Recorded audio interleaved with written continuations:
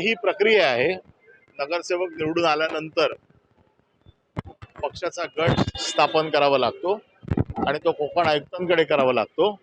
तिथे स्वतः वैयक्तिक जाऊन एक ॲफिडेविट द्यावं लागतं आणि काही कागदपत्र सबमिट करावी लागतात.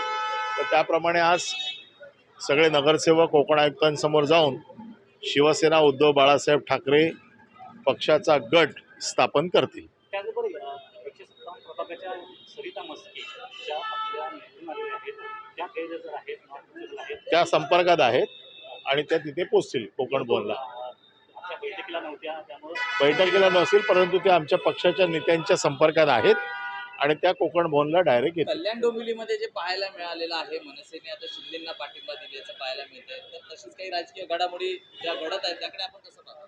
नाही, मी कसंच पाहत नाही. त्याचं कारण असं आहे की आता जसं जसं ह्या सगळा प्रोसेस पुढे जाईल त्या वेळेला पक्ष आपापले निर्णय घेतील.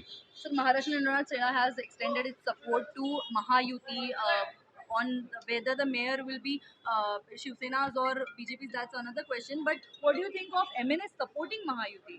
I can only talk about my party. I can't say who is going to do what. But same So party. my party is Shiv Sena, Uddhav Balasaheb Thackeray, and all the decisions Mr. Uddhav Thackeray will take. कल्याण डोंबिवलीतून जे नगरसेवक गेलेले आहेत त्यांच्यावर काय कारवाई होऊ शकते? कल्याण डोंबिवलीत आपल्यातून नगरसेवक ज्या लोकांना वेळ दिलेला आहे त्या वेळेमध्ये त्यांचा संपर्क झाला, ते परत आले, या सगळ्या कायदेशीर कारवाईला नाही तर त्यांना सामोरं जावं लागेल. मनसेनं तुम्हाला सांगून पाठिंबा दिला का? या गोष्टी माझ्या लेवलला होत नाहीत, या पक्ष नेतृत्वाच्या लेवलला होतात. त्याच्यामुळे ह्या सगळ्या गोष्टी आमच्या पक्ष नेतृत्वांशीच त्याच्या संदर्भात जर बोलणी झाली असेल तर ती नेतृत्वाशी होते, कार्यकर्त्यांची नाही. त्याची दखल घेतली जाईल, पण या झालेल्या अनपेक्षित युतीची दखल होणार शिवसेनेकडनं घेतली जाणार. मी पुन्हा एकदा सांगतो की हे सगळे युती करणं, आघाडी करणं, कोणाकोणाला सपोर्ट करणं याचे निर्णय सगळे पक्ष नेतृत्व घेत असतो. त्याच्यामुळे पक्ष नेतृत्व एकमेकाशी बोलून त्यांना जे योग्य वाटतं ते करत असतात.